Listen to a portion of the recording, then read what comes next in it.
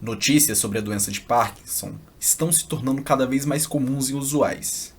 Os dados mostram que a quantidade de portadores da doença vem aumentando no Brasil e no mundo. E mostram que quanto maior o avanço da idade da população de um país, maiores as taxas da doença. Mas e você? Você sabe o que é a doença de Parkinson? Mas antes disso, olá, sou o Angler Martins, sou estudante e pesquisador do Instituto Federal de Brasília, Campus Brasília, e esta pesquisa é intitulada Estratégias para Coleta, Tratamento e Visualização de Dados para a Medicina Individualizada, financiada pelo Conselho Nacional de Desenvolvimento Científico e Tecnológico, CNPq, e submetido à Feira Brasileira de Jovens Cientistas. Mas agora vamos entender tudo isso do início. Pode ser? Então, vamos lá. A doença de Parkinson é uma doença degenerativa do sistema nervoso central, crônica e progressiva. É causada por uma diminuição intensa da produção de dopamina, que é um neurotransmissor. Isto é uma substância química que auxilia na transmissão de mensagens entre as células nervosas, os neurônios.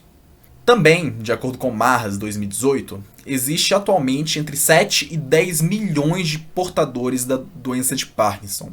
E esse número vem aumentando a cada ano. Mais de 80% dos casos de pessoas acometidas pelo Parkinson têm idade maior a 70 anos, de acordo com o Savica 2016. A dopamina ajuda na realização dos movimentos voluntários do corpo de forma automática, ou seja, não precisamos pensar em cada movimento que nossos músculos realizam, graças à presença dessa substância em nossos cérebros. Na falta dela, particularmente numa pequena região encefálica chamada substância negra, o controle motor do indivíduo é perdido, ocasiões bem característicos da doença de Parkinson. Os principais sintomas da doença de Parkinson é, de acordo com Jakovic, de 2007, o tremor que se manifesta desde o início da presença da doença. O tremor da doença de Parkinson é um tremor de repouso. Outras formas de tremor, chamados tremores de ação, são vistas em outras doenças, e em especial o tremor essencial, que também está presente na doença de Parkinson. De acordo com a Organização Mundial da Saúde, as doenças neurodegenerativas são, fora o câncer, as doenças que mais matam pessoas em todo o mundo, e atualmente são diagnosticadas por análises empíricas, subjetivas, baseadas na experiência do profissional de saúde, ou por meio de exames muito invasivos. Dessa forma, o presente trabalho tem como objetivo o estudo, o desenvolvimento e a aplicação de um sistema ponta a ponta que auxilie no diagnóstico e prognóstico de doenças neurodegenerativas, sobretudo, no nosso caso, a doença de Parkinson. A partir da análise do nível de tremor das extremidades periféricas dos membros superiores do indivíduo, isto é, os braços, em especial o tremor que ocorre nas mãos, com o uso de dispositivos eletrônicos vestíveis e processamento computacional.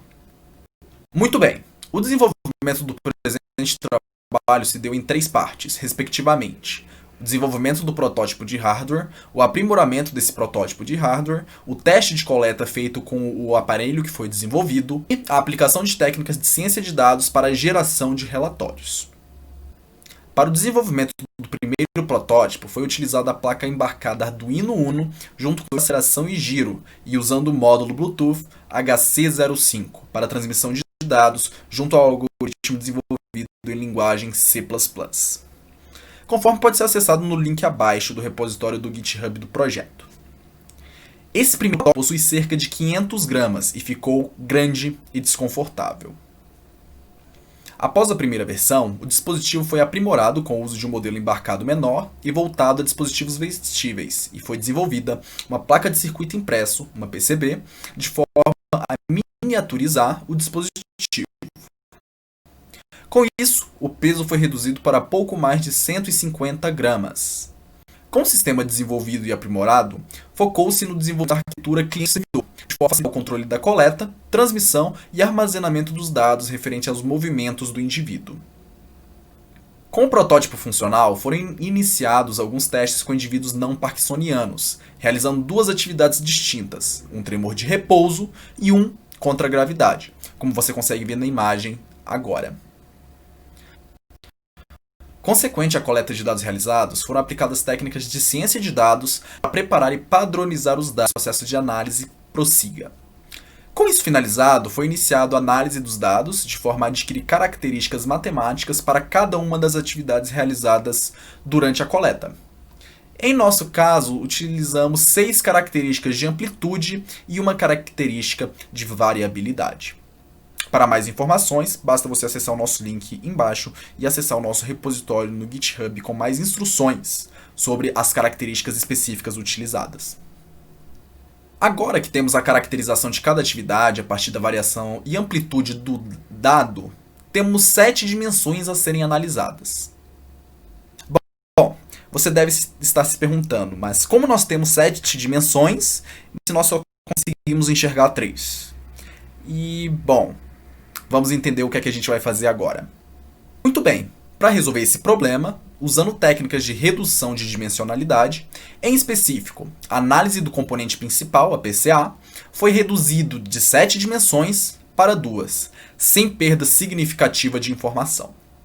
Agora você deve estar se perguntando, ok, mas como é que eu vou ver isso agora? Para que isso tudo serviu?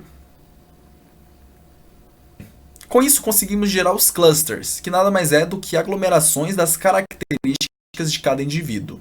Como você está vendo, os indivíduos que possuem a doença de Parkinson estão agrupados e os que não possuem também. Aqui conseguimos diferenciar alguém que tem ou não a doença. Dessa forma, no presente trabalho foi produzido um protótipo funcional de coleta. Fomos capazes de identificar pacientes que possuem e que não possuem Parkinson por meio de um gráfico de aglomeração, os clusters. O dispositivo teve um custo inferior a R$300 para ser produzido, o que contrasta muito com equipamentos semelhantes que ultrapassam milhares de reais.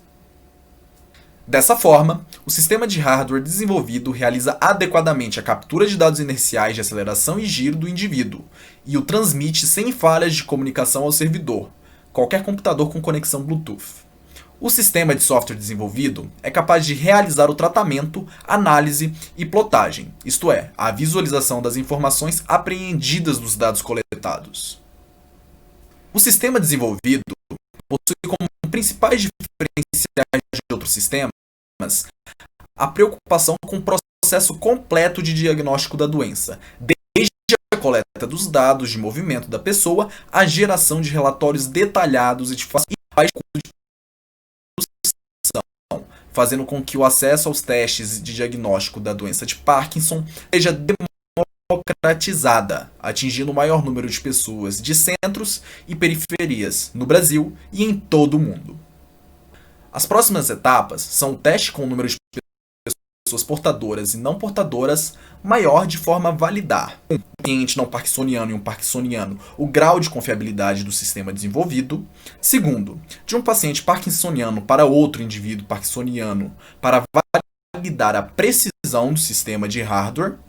Terceiro, desenvolver uma plataforma integrada que forneça o controle para coleta, envio, análise, com provável uso de inteligência artificial e visualização da informação, com geração de relatórios específicos de diagnóstico. E quarto, desenvolver a capacidade de acompanhar a evolução da doença no indivíduo, isto é, o prognóstico da doença.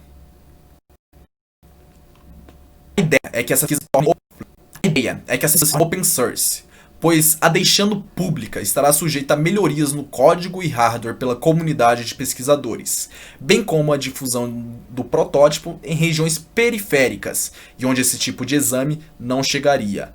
Tudo está disponível no GitHub e o link pode ser acessado na descrição. Então agora, para finalizar, eu gostaria de agradecer ao Conselho Nacional de Desenvolvimento Científico e Tecnológico, CNPq, pelo financiamento dessa pesquisa. Gostaria de agradecer ao Instituto Federal de Brasília por todo o apoio e metodologia prestada a essa pesquisa. E gostaria de agradecer ao projeto Globalizando